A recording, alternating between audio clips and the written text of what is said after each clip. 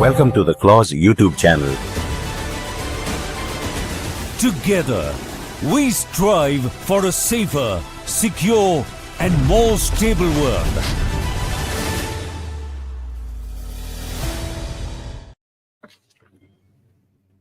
Hello and welcome to Strategic Frontlines, the YouTube channel for Center for Land Warfare Studies. And today we have two distinguished guests with us, Major General Deepak Mehra, who had earlier come on the show, and we had discussed the issues of Russia-Ukraine war and the summit which was to take place in Alaska prior to the summit. And more or less whatever we had concluded, it has occurred in a similar manner. No decisions, nothing. It was a exercise possibly to talk more in the future. So that ultimately proved out to be the same. And today what we will do is we will do a little bit of a kind of what is there in the future and what is happening as of now.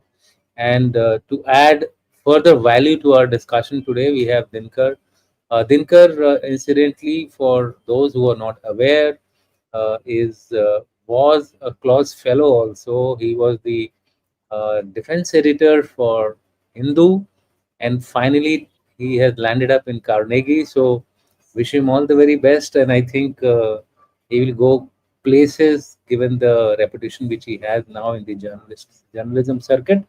With that, welcome to both of you, and let us start the discussion. So what I will do is that I will run a PPT and ask you all questions as we go along. So I'll pose a kind of a situation and then ask a question. So I'll add this PPT for benefit of all of you. So we are going to discuss aftermath of Alaska and Washington talks, Washington DC. We had the European Union and of course the main hero of the situation, Volodymyr Zelensky, and the entire discussion was of course focused on how to stop the Russia-Ukraine war and get a lasting peace. You know, the whole discourse has now changed from ceasefire to a peace-making deal. That's the important point, and there are a lot of geopolitical power plays which are taking place, including tariff is being used as one of the weapons uh, to kind of get the countries involved in line with peace as the outcome. And this entire discussion, of course, is brought to you, as I said earlier, by Strategic Frontline. So, going on to the first thing, let me set the context of the discussion today. So, first, I will do is I'll discuss the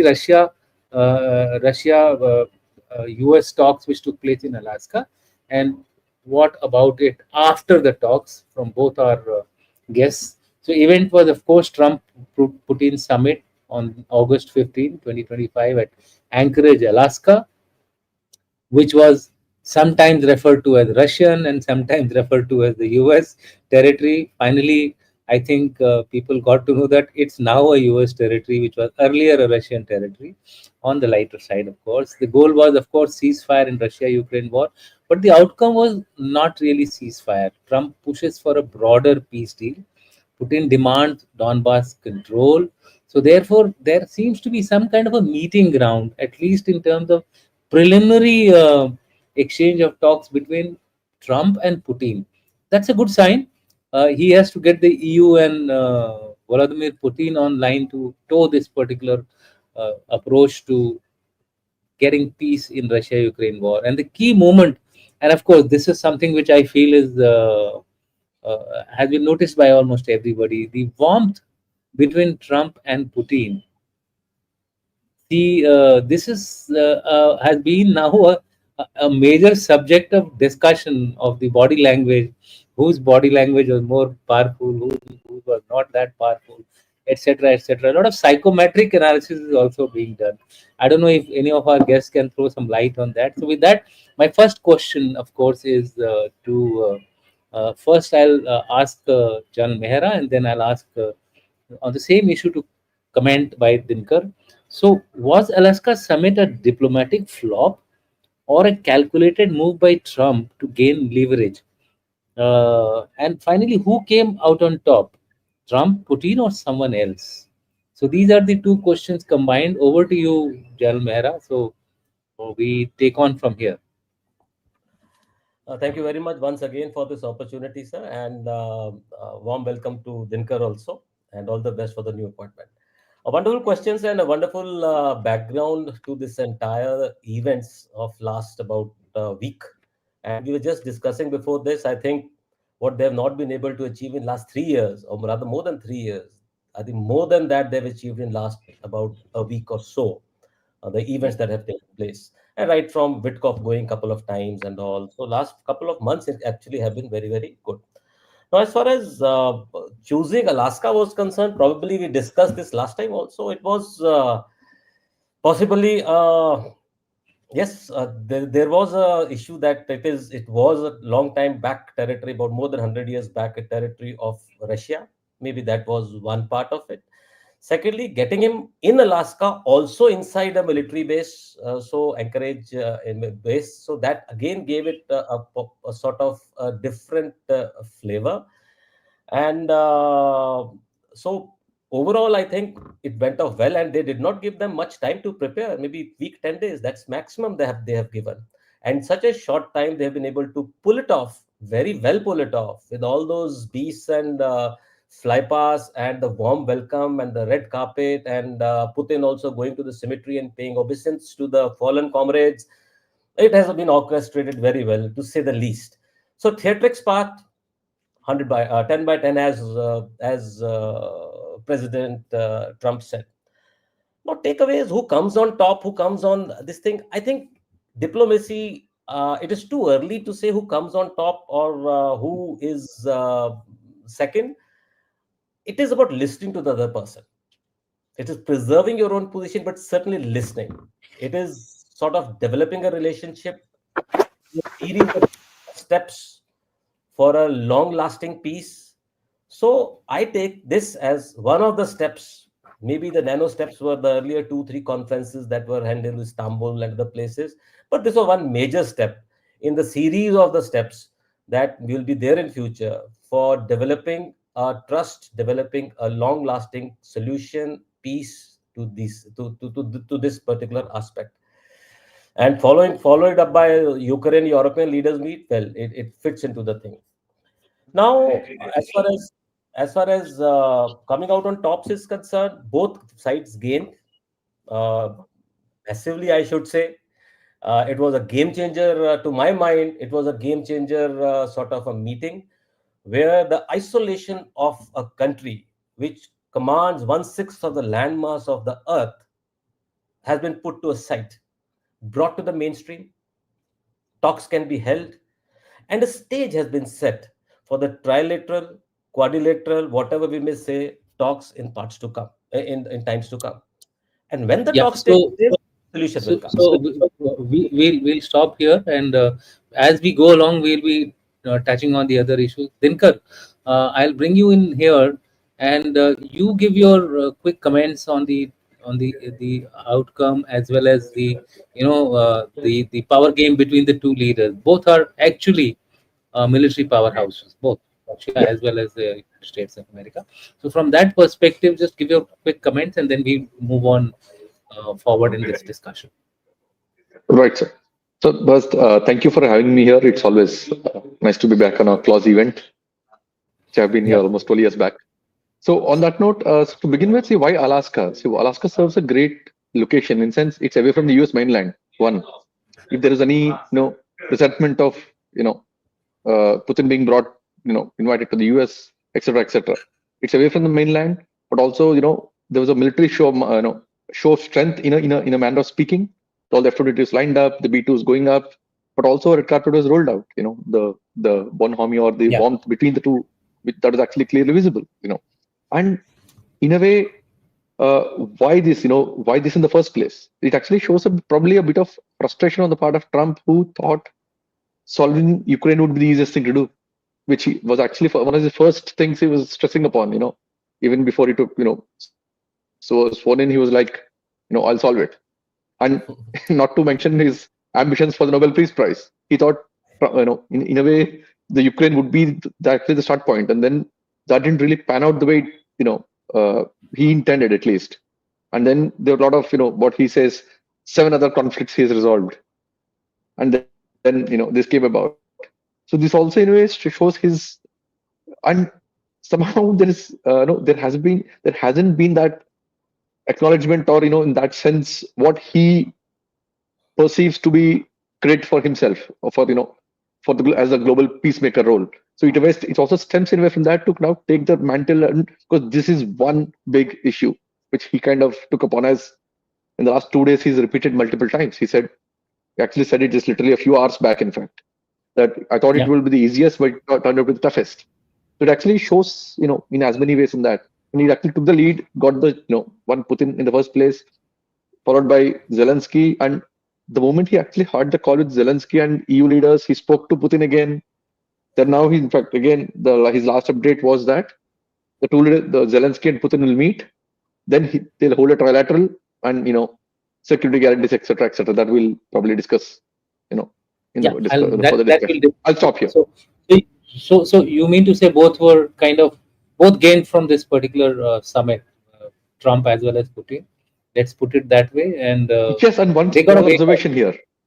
One very little observation here. See, what came out, the outcome or the statements made after for the initial talks between Putin and Trump, it seemed like, Putin gained a lot of concessions, say, or a lot more than what, say, it was expected, or, to the consternation of the Europeans and on the Ukraine side. But now, after these talks, there seems to be a little more balance, the needle seems to move to the center in a way, in a manner of speaking, and which is actually noted by some of the European leaders in their statements. Yeah, so that's what I said. I think both sides have gained some, lost some, and there is a silver lining ahead in the future for a peace process to start setting in. So what I will do is I'll go from here to the next issue, which was the DC talks, which we just been referring to in briefly. So the event was Zelensky's meeting with Trump, with European leaders, kind of acting as guardrail, so that the meeting does not turn out to what it had happened in the last time. You remember when Zelensky had met Trump, there was kind of a show off and body pushing included in that. So I think this was a good move by the European Union leaders to have come there as a show of strength to Volodymyr Zelensky. I would put this as one of the nuances of this second round. And the Ukraine stance, that is little kind of still obstinate, rigid, whatever you want to call it. It rejects territorial concessions, demands sovereignty. US is pushing for a Trump shift from ceasefire to lasting peace, as I had mentioned earlier. And it is trying to pressure Ukraine to negotiate, which possibly they have succeeded in doing so. And Europe's role has been that it pledges continued support to Ukraine, which is really speaking not a new position. It continues to carry on with the existing position as far as Ukraine is concerned in the Russia-Ukraine war. So if you were to look at the specific terms, what are the positions of the four players, and then I will ask you for comments on this. United States, Trump prioritizes deal making, very clear, maintains sanctions but threatens tariff on Russia's trade partners, which includes India. But it voted against the UN resolution condemning Russia in February 2025. So there is this, some carrot, some stick kind of a thing going on here by Trump, which he is known for. He is a deal maker, or right from his young business days, he has been focusing on deal.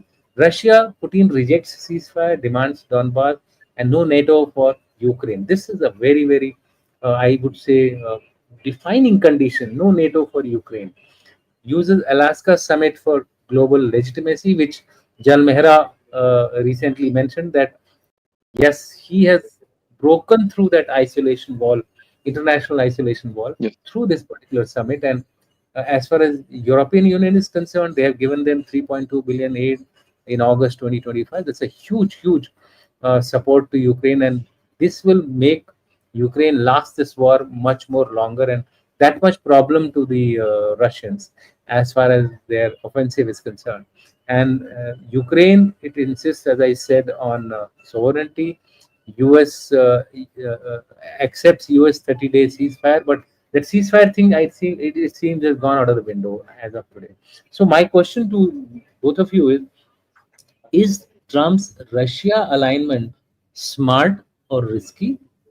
How united is the EU? Because you are seeing a transatlantic treaty getting a little bit of a bashing here with the approach which Americans have. So I'll start with again General Mehra and then a quick comment from Peri as well. Yeah, over to you, General Mehra. I'll quickly say, sir. Firstly, the approach of Trump right from the day he has assumed office, or rather before he assumed office, has been very, very unorthodox. Has bypassed the State Department, handpicked Steve Witkoff, like him, a businessman, to negotiate directly with Putin, right? So, and over last 6-7 months, uh, intense negotiations behind the scenes before this show came up for all of us to see. Now, as far as Trump is concerned, uh, firstly, he has put his entire reputation at stake by inviting Putin to Alaska, a person against whom ICC warrant is there, and as Dinakar brought out, a sort of a neutral sort of a territory inside the base, right? And also, he has been able to successfully communicate to Zelensky and European leaders: ceasefire is out. Please focus on peace agreement. And also, he has been able to uh, cleverly move out of the thing that responsibility of failure now lies with Ukraine and with Europe. US is ready for peace.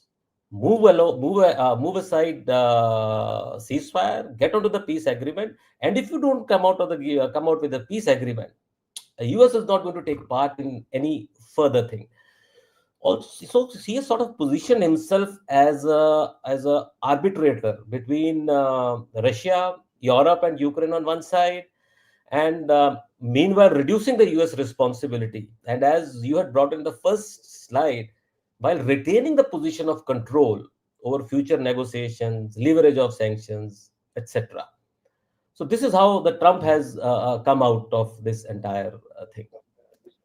Yeah. So what about EU? Do you think the the Oh EU? yes, EU, to my mind, has come out as the weakest. The Mhm. continent, which has laid down the forums of diplomacy, the Westphalia thing, and which we all study today, is today, what should we call, is running for everything, helter skelter to the North American continent. So that is where the US stands today. It is totally sidelined. It doesn't have a capacity to fight. Its economic clout has gotten down. It's not as it was earlier. And it is trying to put in 5% of its GDP, despite whatever problems it's having economically, for the defense use. And realizing that in 1991, the security architecture which existed for the Cold War is today not conducive for the changed environment post 1991, but it is bent upon utilizing that, strengthening that, and focusing on pushing into the corner a vast mass of continent. In my mind, Yeah. So yeah. So I'll now bring in uh, Dinkar in this. Dinkar, before I ask you a follow up to this, I would like our audience to kindly comment on, was excluding Zelensky or Ukraine in the Alaska talks a mistake or the right thing? The audience can comment on it and write their views. And if you like any of their views, we will mention their name, possibly give them a chance next time to come live on us. So that's just for the audience to keep getting engaged in this. And even after the show is over, they are welcome to comment and give us their views. So, Perry, a follow up to what General Mehra was saying is that European Union, to my mind, also has been kind of left high and dry, although they have a very strong transatlantic connect. But of late, it seems, even in the first term, if you see Trump's first term, he was kind of demanding additional expenditure, more spending as far as NATO is concerned. So, do you think Europe has any chance of re-emerging as a significant player in the global politics, or it will remain side fiddle to Trump or to US? Quick comment on this, as well as if you want to add anything to what John Mehra had said. Over to you. So, to your first question, see, now Trump has actually forced Europe to increase their defense spending. And after Yes. the two aspects to this, one, since the last 3 years, since the war, began, Europe has been sending a lot of equipment to Ukraine, which is actually from their stocks, which they, at that point of time, no one anticipated Europe will actually see such a long war, long drawn war. So that was one. They were actually trying to, they were build capacities, but they couldn't. They were limited. I mean, building capacities takes time. It's, there are limitations. The other is now Trump has actually forced, NATO or Europe especially to kind of increase that 2 to 5%. So that will actually have, whether one likes it or not. The point is, this will definitely build a capacity at some point of time. So definitely, this is in a way Europe hedging itself. In a way, Trump has pushed Europe to hedge itself against the US or the transatlantic alliance in the medium term. It cannot be today, but by default, because they're doing it, they're building the capacities, they will be in a relatively better position, say maybe 10 years down the line. It'll take time, but it will definitely be. So will the dynamics of the alliance per se, or that, the level of integration or bonhomie they have, will that, how will that change, is a different question. But in terms of individual capacities, yes, Europe is building now. It will take time, but yes, they'll be there. That's the first part of the thing. Second, to the current situation, or the talks and what's going on with Ukraine right now. Somewhere, in over the last two discussions, one, the Trump Putin, and then Trump Zelensky and EU leaders, so European leaders, there's somewhere in a way kind of a merging or a crystallizing of a middle line somewhere happening. One, Trump said that even Putin has agreed for security guarantees with respect to Ukraine. And in fact, just literally a short while back, Trump said a few countries, European countries, especially France, Germany, UK, and a few others, will put boots on the ground as part of the security guarantee, which he actually said Trump, Putin has agreed to and accepted that Ukraine can have security guarantees without joining NATO, which is now in every manner of speaking out of the question. So that itself is a major, in a way, a middle ground that has been reached. So probably it's about now building consensus on top of that. So, and he also mentioned territory exchange. Yeah. So Dinakar, Yes, out here, the territory exchange, we all agree that I think that will be the most difficult nut to crack as far as the Putin is concerned. Yes, yes. That's where the real contentious aspect will be. Yes. Yeah, but my important question, as a follow-up, it just struck my mind. I thought, let me ask you on this, and we can also ask General Mehra to do a quick comment. Do you think Trump is succeeding in pulling Russia away from China? That's something which, if he gets this, if he gets this deal going, do you think that is his larger aim? Quick comment by you and quick comment by General Mehra. It came on the spot question in my mind. Whether Trump intends, that's the intention of Trump or not, the fact of the matter is an isolated Russia will depend more and more on China, because that's one of the options, in that sense of the terms, available options for it to, neighbor, etc., for, for so many other reasons. So Russia pulled out of isolation, brought it back into the, say, for example, the SWIFT system, trading system, etc., will definitely have less necessity or desperation to depend on China. I'm sure even Russia doesn't want to depend as much on China itself in the first place. So that's definitely whether it's that's intended fallout or it's a outcome of what is happening. It's definitely a better off for everyone, probably, especially for India. From Indian sense. Yeah. So General Mehra, what do you think? It's a wild idea which came in my mind. I thought, let me ask you all. So what's your view? You have been in Russia for good over 3 years. So I know you should be able to throw some kind of a Russian psyche into it. So the bonhomie between Russia and China is not 1 year, 2 year, it's spanning over decades now.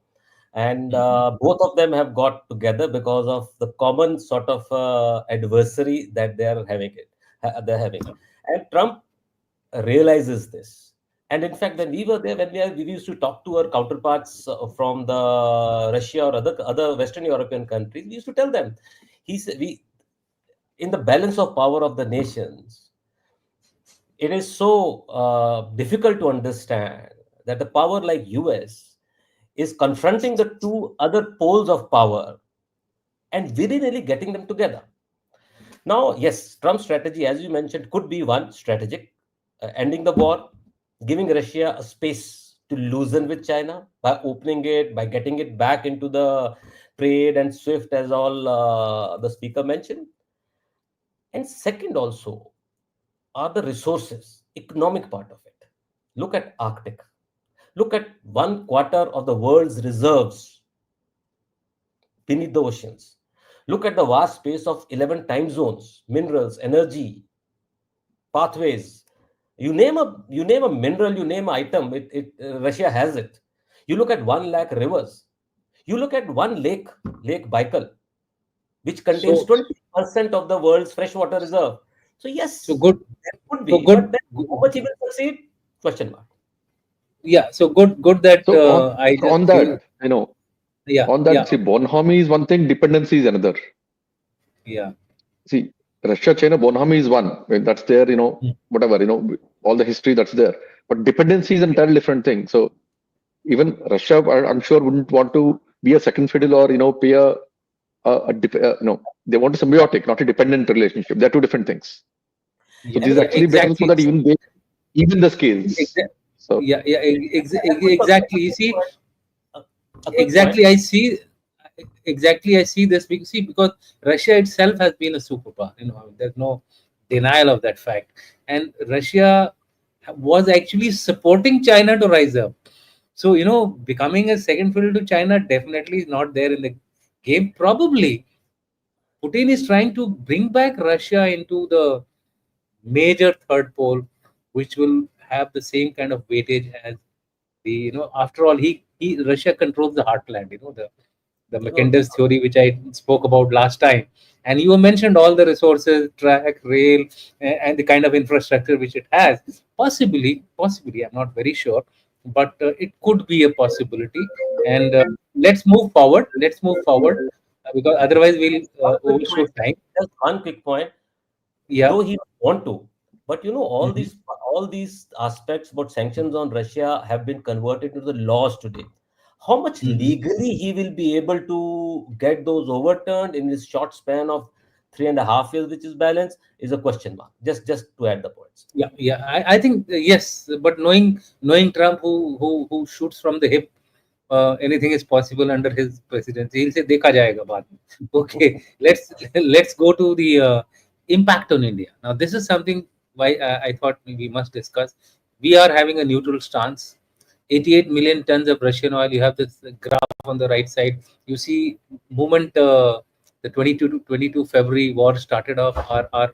Our purchases have oil have increased from 0.2% to 35 to 40%. It's huge, but huge jump. Although there has been a slight drop in the month of August, July, August, but that's, I think, a temporary blip. It'll rise up, and you have in terms of risks, 9 to 12 billion dollar risk is there in case if we stop buying oil from Russia.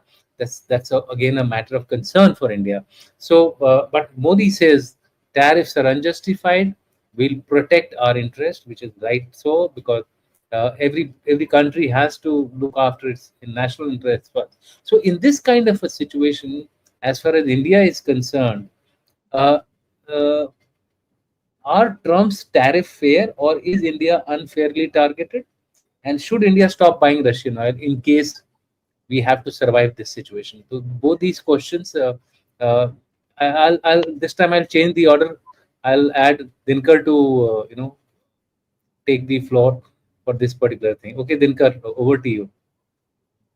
So definitely, I don't think there's a doubt that India is being unfairly targeted. It's definitely more than just the oil or about India's cooperation with Russia. It's definitely, especially if you see the comments in the last 2 days by Rubio, Yeah. that the Treasury Secretary advisor, etc., etc. It just doesn't add up. And Correct. that's one. That's definitely one on the one side. It's actually undoing what has gone into the India-US relationship in the last 25 years since 2000. It's it you know it's just unfair because, as someone raised in one of the comments with Rubio said, no, with China we can't do sanctions because it will upend the the global oil market and etc etc. Or Europe buys them, so it will be problematic. Even Europe is buying refined products, Russian products. So will they sanction? No. So it's just there's no by any metric, by any yardstick, India is being unfairly targeted. There's no two ways of putting it. That's one part of Yeah. it. So should India zero out the oil? Probably not, because beyond the question of how much oil is coming into India, how much is the price reduction, etc. That's a different question altogether. The economics is a different question. But in terms of foreign policy itself, India shouldn't, because we did that in the past. I mean, that actually said has for now. Once is a exemption, second time is a precedence. So we have done that with Venezuela, then with Iran. We actually set a precedent in the Trump's term, which we have not done in the past. Then so that it becomes now you keep bending down again and again. That's, as a policy, as a this thing, it's definitely not something acceptable in any manner, especially what India aspires to be or how it sees itself. I'll stop there. So I will start by saying that India has a special and privileged strategic partnership with Russia, long-standing Okay. friend.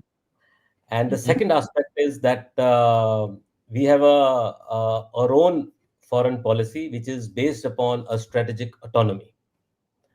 So, considering these two aspects, coming on to the unfairness or fairness of US 25% additional tariffs, Putin in his statement, if you notice, said after Trump has come to power, the trade between US and Russia has increased by 20%. And as we all very well know, how much the minerals, materials, and how much the oil, refined oil, the Europe buys from India or China, it's out in the open. So certainly the tariffs are unfair. And considering our special partnership that we have, considering the fact, be it 71, be it 98, be it the various aspects of the UN, when our friend stood steadfast with India, there's no question of not buying. And it is our strategic interest. We have got 1.4 billion mouths to feed. We have our own national interest. We have our own economy to feed. We can't go by the whims and fancies of somebody. And when they're so unfair. So I think that's Absolutely. Yeah. I mean, this was a question I just put it as a filler, just to tell the audience that there are certain red lines for India. Even if any deal takes place or does not take place, India's position will not change on these two major issues. So with that, I will now add to the stage my next question, which is impact on China. How is China going to run through this entire theatrics, drama, geopolitics which is happening?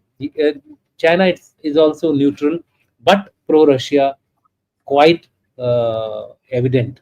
That's the position.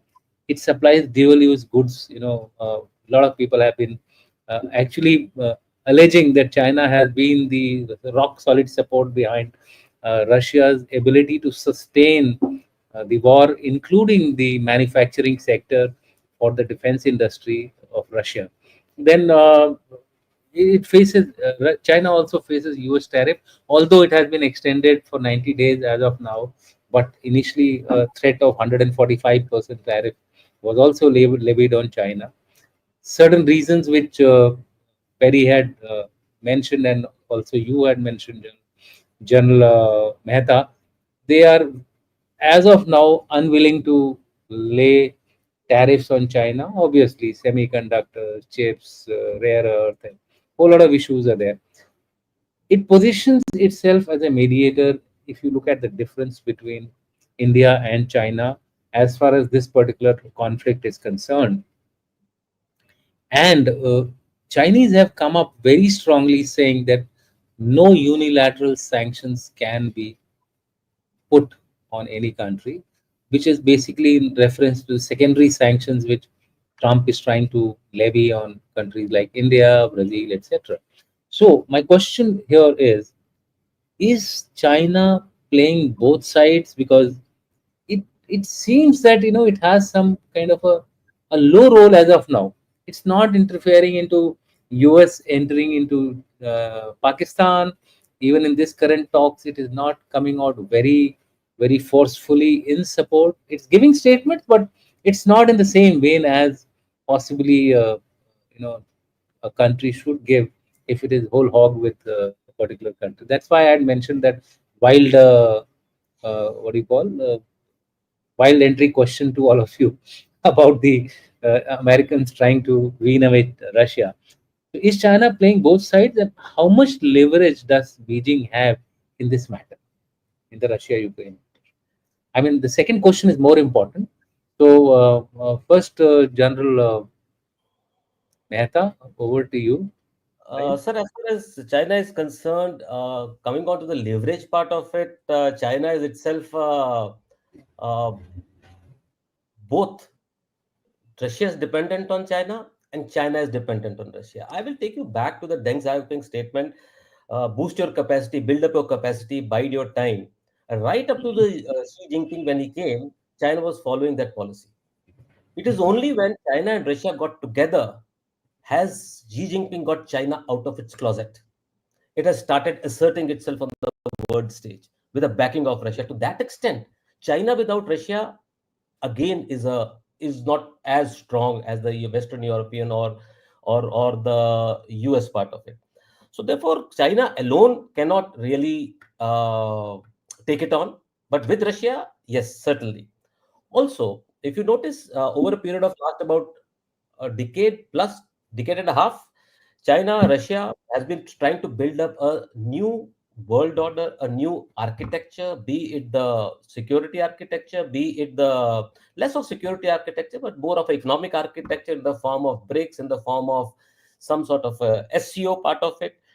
And this aspect has been hastened once the West started using the 80-year-old or 75-year-old financial instruments which are running the trade and commerce of the world as the weapons. And that's how these currency aspects have started coming in. That's how the reserve currency aspects are coming in, BRICS currency is coming in. So in that matter, yes, China holds a good sway, but how much without Russia? Difficult. This certainly comes as a balancer, a negotiator, maybe whichever side China goes, it is. But to say that for the present, because of the problem of the US with the semiconductors or the magnets for that matter, 80% of them come from China. US may not have put any sanctions despite China being the largest buyer of the oil from Russia, but it's a matter of time. When a question was asked to Trump, what about China, which is the largest buyer, and you impose 25% additional sanctions? He says, I'll take a call in a week or in 2 weeks. So there So is 90 a days. So the call was 90 days extension. So let's see how it turns out to be. I don't think he's going to leave. Okay. Quick comment by Dinakar on this issue, if you have anything. Just very briefly, sir, on Russia, I mean, to say leverage would be an excess. It actually suits in both ways because China gets a lot of technology, etc., etc. I mean, leverage in a strategic sense. But with respect to Ukraine, this situation, I don't know how much they can influence the situation. Probably, Russia is its own. This is just a largest strategic interest. So I don't know how much China can actually influence in this specific situation. So I'll just leave it there. Yeah. Okay. So my next and possibly this will be the last question. U.S. tariffs have hit India and China, including Brazil. I won't put it that way. We're talking about the global ripple effects now, the overall effect of what is happening today. It threatens EU, India's oil dilemma. China exploits the US-EU rift which is taking place and calling the shots, at least as far as trade is concerned. So, is there a risk of global trade war? That's the primary focus of this particular issue which I am trying to highlight. So, are tariffs a masterstroke or a receipt for a trade war in the coming months, possibly till the time Trump's presidency is going to be there, or he will pipe down after a while? Dinakar, you go first, and then So we'll have General Mehta going in. there's no way you can justify the tariffs in the sense they've actually undone a lot of the global architecture that they have put in place. Which you can grip. There are issues. My question is it likely to this trade war? Is it likely to continue, Yeah, or we can do that. So he'll pipe down?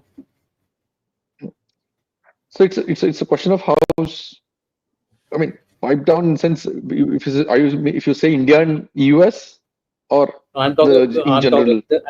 I'm talking of Trump piping down so that the trade world order again gets back to normal trading as it was seen prior to Trump coming in, or Trump thinks it's a masterstroke and he will continue bash on regardless till everybody. He definitely thinks it's a masterstroke. If you actually see the statistics or the data put out in support of this thing, he lists out a whole series of or a huge percentage jump in whatever consumption down, revenue, etc., etc. In that way, there's a great rosy picture painted all, as of now, at least on that. So as of now, there is no indication whatsoever of Trump backing down or taking a relook or even a pause in the whole thing. So that doesn't seem to be stopping anywhere. As far as India is concerned, again, we were almost at a deal. Literally 2 months back, it looked like, okay, it's a matter of just tying up the loose ends. But then we were actually back. Probably, just in hindsight, it's all a heartburn. It's a heartburn because we didn't acknowledge his role in the ceasefire in Op Sindoor. Probably it actually looks like it's all boils down to that. And Nobel, which is linked to Nobel Prize. Okay. Next, the first is acknowledging the role in ceasefire, then the Nobel Prize. It actually looks flowing from that more than anything else. Yeah. So, General Mehta, I won't ask you this question. I'm sure you will be having this similar kind of a view. My question here is that in the chat box, there are a lot of comments coming in where people are saying that how come a logic for one becomes a illogic for the other. Here Peter Hexeth or whosoever who has been talking about, they are saying that China's sanctions, China has not been tariffed because it will upset the global oil market, but India's tariff on the Russian oil will affect the global market, whereas China imports the largest, as I had shown you on the slide. It is around $200 billion a year, which is the trade which takes place, and India is around $120 billion. So $120 billion will impact the global oil market, and also fuel the Russian economy. But the Chinese $200 billion will not upset the global market and will not fuel the Russia-Ukraine war. How do you justify this kind of a paradox and an argument which has no basis whatsoever? So is there something more? Do they want to make an example out of India? So firstly, yes, no justification of this. We have actually left out a third major oil buyer, Turkey. Almost 70 to 80 billion worth it is buying from. Where is Turkey? Nobody is talking about Turkey. One. Absolutely. Second, NATO country. Absolutely, a NATO country. I mean, come on. And then when Putin from the podium says 20% increase in the US-Russia trade war, why these double standards? You are yourself buying 20% more since the last couple of months you have been in the office, and you are trying to preach the others. Right? So the question that you asked, China has, if I put it a bit crassly, China has something to twist the tail of US with. Beat it. We don't have. The day US overcomes that pressure of China, is able to solicit what it is getting 80% from China, the magnets or all those aspects, its dealing with China will be different. So let's put it at this. I mean, there is no other logic to it. And then possibly another aspect which you mentioned in the passing is Pakistan. Why Pakistan? Pakistan is a harbinger of terrorism. Osama found there, Alman, so many other leaders were found there. And still it is trying to quote the person of that stature. I think there may be a more to it, more towards Central Asia. Please link it up with what Trump has been able to achieve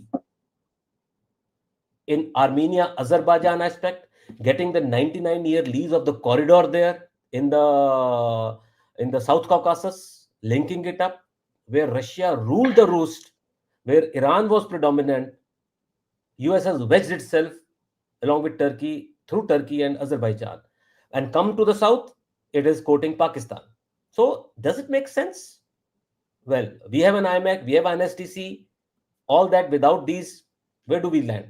So there are more aspects to Trump's thing than possibly just Sindoor or these aspects, which I think as we go forward will unravel maybe. Okay. So, Peri, the last question to you, because you are from the civil background, you are an academician, you have been a journalist. So this question I thought was right for you. Human cost and moral cost. These are two issues which are also being thrown around as far as Russia-Ukraine war is concerned. Human cost, everybody knows it's around a million, 2 million plus casualties on either side, included. Who's got how much? Everything is under the garb of classified information. But you can make a guess by the fact that X amount of bodies being exchanged from country A and X amount of X amounts of prisoners being exchanged from country A to country B. So there is a fair amount of idea as to the colossal damages also to the infrastructure of Ukraine. Now, is Putin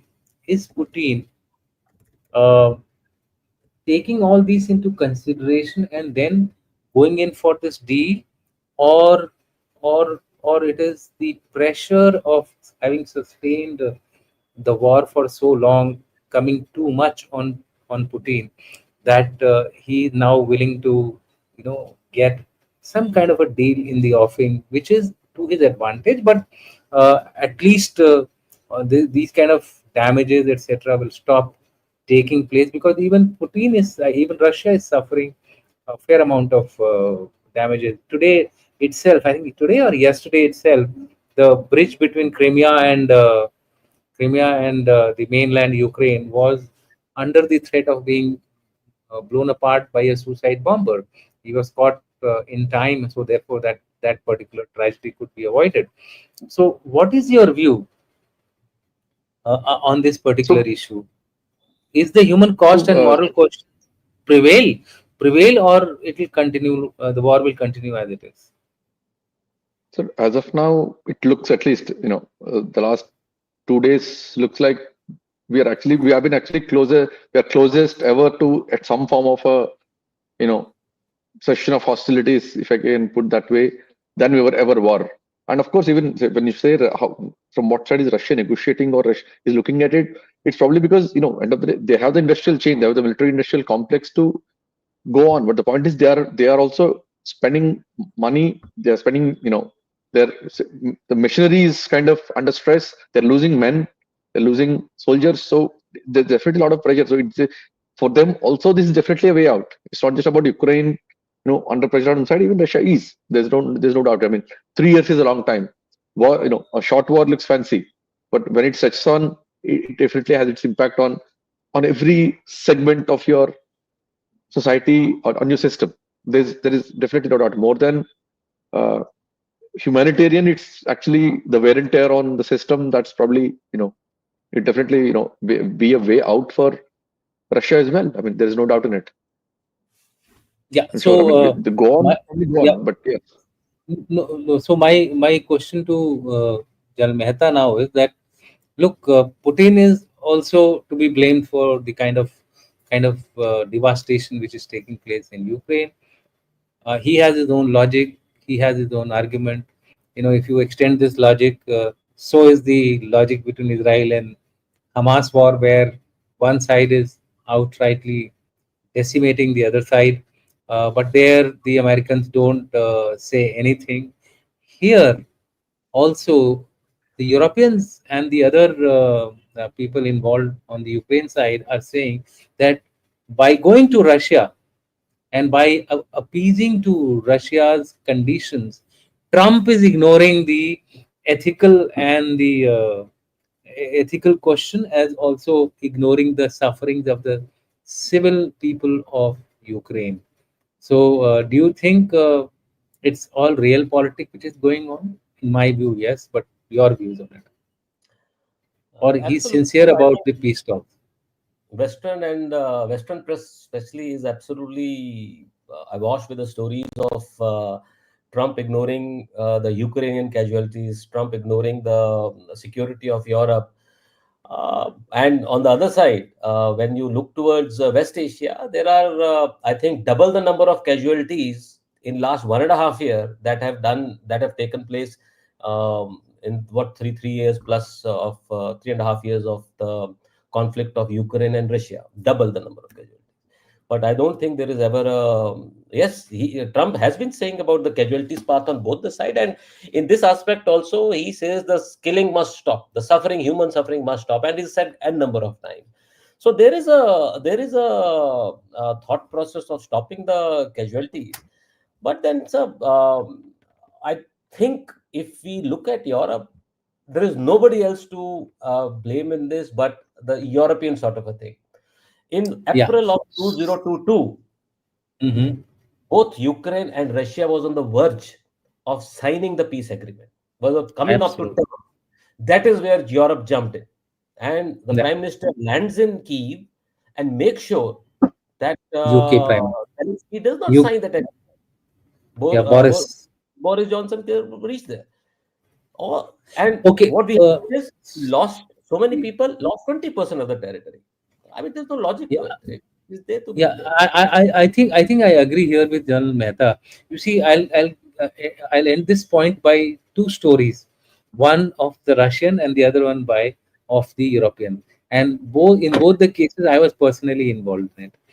I had gone visiting Germany, and I had told them that, look, it seems the way you people are prepared for your defenses, for your security, you seem to be neglecting your defense and security. He says we don't require to spend, because the borders are now 400 or 500 or 600 odd kilometers away from our frontier, so we don't have the Berlin kind of a situation.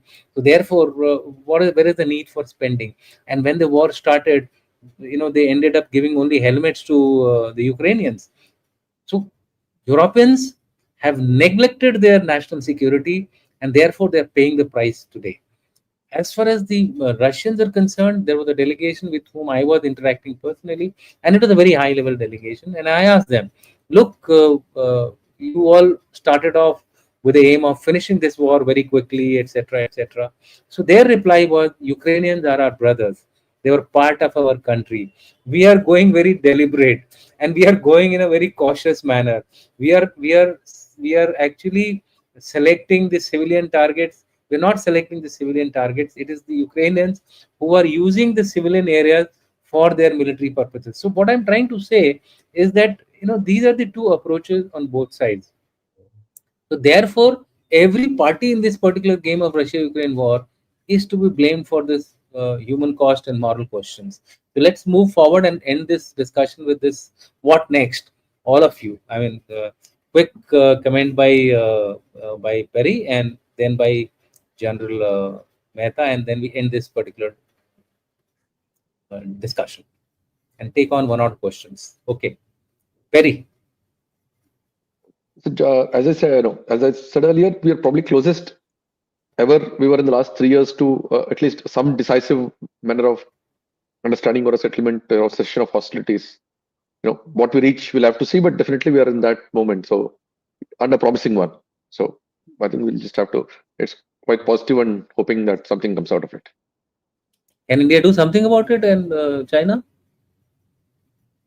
I don't think so. There's not much of room at the moment for any one else. It's already firmly set, in the sense sides are set, and Trump has the leverage to get everyone on the table, and he has, grudgingly, No, but I'm yes, he talking. has. I'm talking in terms of shaping Putin. I think we are beyond that right now in the how things are right now. I don't think there is Okay. much, else can. It's firmly set. Yeah, Jan Mehta. So, firstly, territories. Bilateral, trilateral. That's the route. Bilateral is the way forward, sir. Potential direct negotiations, meeting between Zelensky, Putin, hosted by Trump, probably in Moscow, in Washington. Let's see. But as far as the territory which has been gained, very difficult to. I don't think it will be returned, because that's a security guarantee that Russia wants. As we discussed the last time, the planes from Hungary to Vladivostok, it cannot take a chance with that. It has to have a buffer there. Plus, it has lots of Russian-speaking population, a Russian population in the 4 districts that it has taken. Also, the security design plan, which is agreed to, will be non-NATO, done by the European Union, European nations, to flesh out the mechanics of long-term security guarantees with the participation of the US, but not really the NATO part of it. US may contribute, as it has committed 90 billion odd things along with weapons and the aircraft for that particular part. And without NATO troops being there, yes, the country's troops, which all will be there, matter of debate. Already, Sergei Lavrov's statement has come that the rights of the Russian-speaking people in these 4 regions and rest of Ukraine must be catered for. That's the latest that has come in. And I think the overall that we take away from this particular last 2 major encounters is that no peace agreement has been agreed, but the path has been laid, groundwork has been laid for the further dialogue and probably potential breakthroughs on the battlefield to stop the war, go for the peace. Yeah. So we end here. Who is playing the strongest hand will be the discussion next time. Join us next time. As far as talks expose divides, tariffs reshape trade, Ukraine future is at stake. These are the basic takeaways from today's discussion. Who is playing the strongest hand? It seems as of now, Trump seems to be getting the upper edge as far as shaping these peace talks are concerned. Talks have exposed the divide between the European Union, between India, China, etc. And tariffs are also making a factor, playing as a factor in this entire episode of peacemaking at Ukraine. In fact, people are saying that if there is a deal on Russia-Ukraine, the tariffs on India will get automatically resolved. That's also one of the comments which I have been hearing around. And of course, the most important is the Ukraine's future will be at stake. Some questions I will take, although we have almost finished our time. We have done almost 57 minutes. Okay, so what I mean, this is a very I would say redundant question. What is the role of what we will do one by one? Both will not answer. What is the role of UN? Why aren't we hearing anything from UN? Peri, quick.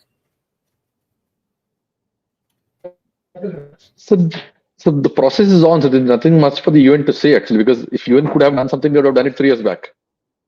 Yeah. So those who can actually have leverage and can do something are actually on it now. So I don't think there's much for the UN to say at this point of time. So UN has actually become toothless. Yeah, General Mehta. And once again, Trump is portrayed as a gullible fool by Russia. Lavrov says today that there will be no talks with 2 presidents. Russia is buying time at Trump's expense and reputation. What do you say to this? Russia is buying time. No, Russia is as much interested in resorting to peace as anybody else. I think it is one of the most affected. Its population, as it is on not very high, and the population ratio between male and female itself is not very great about it.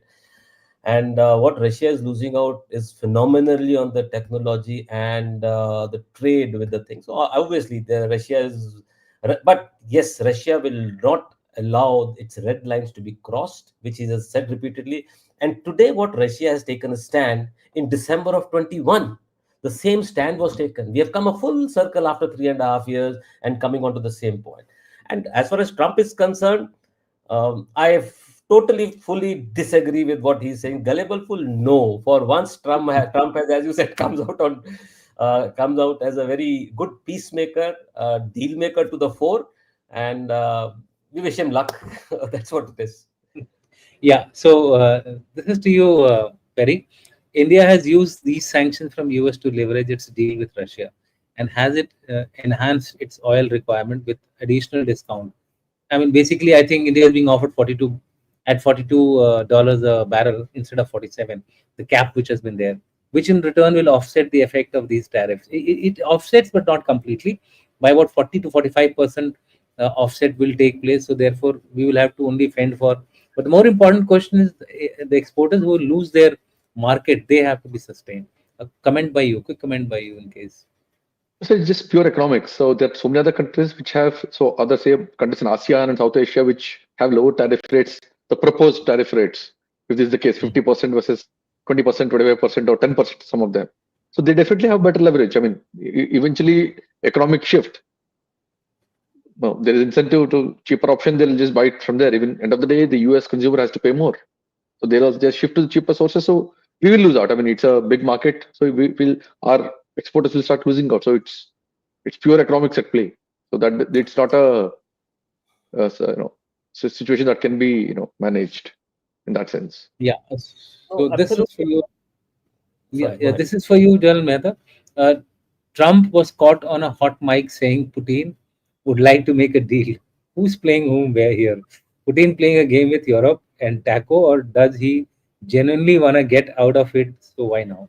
No, he was, yeah, hot mic thing. I read it. He was, I think, talking to President Macron when this hot mic caught on. Would like to make a deal. He would like to make a deal for my sake or something like that. He said to take it further. Well, there's nothing new he has said. He has been shouting from top of the roofs that I want to make a deal, and I want to get a Nobel Prize after I have done 1, 2, 3, 4 countries deals. So this is major deal that I would like to do it, and playing whom playing, not playing, these are negotiations, these are diplomatic maneuvers. Everybody wants to get the best out of this. These are small steps, some big, some small, some nano steps which are going on. Ultimately where we lead to is what we need to see. The stands are very clear today where they are, and how much each party can take.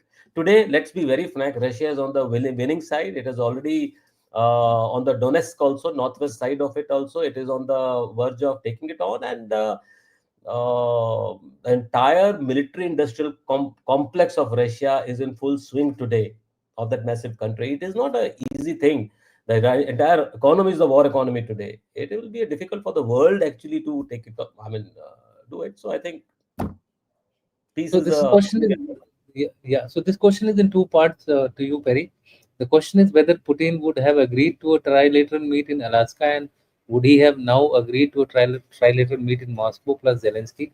Position will weaken if he goes to Moscow. And the second part is whether bilateral or trilateral meet in Moscow, it would look like Trump and Zelensky begging for peace. The view of all panelists. Thank you. So both So, can comment on it, and we will end here with this question. see, trilateral, we don't know where it will be, but at least once the bilateral happened between Trump and Putin, Putin actually invited for the next meeting, invited Trump to Moscow. So, and Trump actually said he might actually go. I mean, he didn't confirm, but he said he might as well go. So that's in some format we'll probably see, Trump going to Moscow at some point of time. Probably, if things actually develop positively in the near future, he'll end up there. So whether it's a trilateral or not, we don't know. Let's see. That depends on so many other factors of what's agreed, what's not. We should not forget that probably there'll be a bilateral first between Zelensky and Putin, and that definitely will not be in Moscow. I mean, it will be in some neutral venue. Definitely not. I mean, this is the first contact that will be happening, so it will definitely be somewhere else. So if that turns out positively, will a trilateral happen in Moscow? Maybe. I mean, there is enough room, to say probably, and that's all we can estimate at the moment.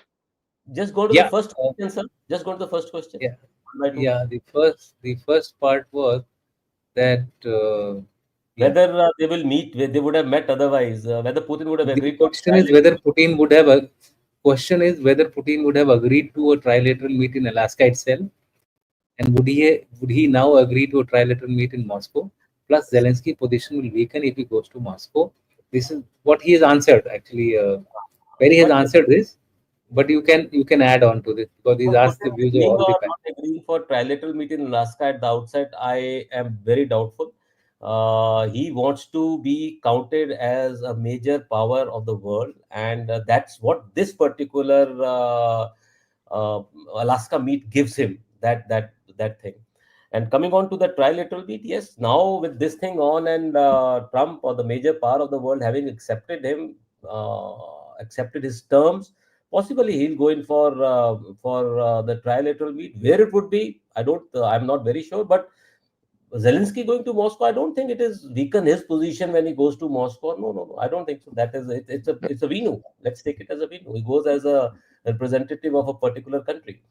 And what will come out of that trilateral meet is one thing I'm certainly sure is that whatever red lines Russia has drawn today, whatever red lines Russia had drawn in December of 2021, they are unlikely to change. They should be prepared for, and that's what it is.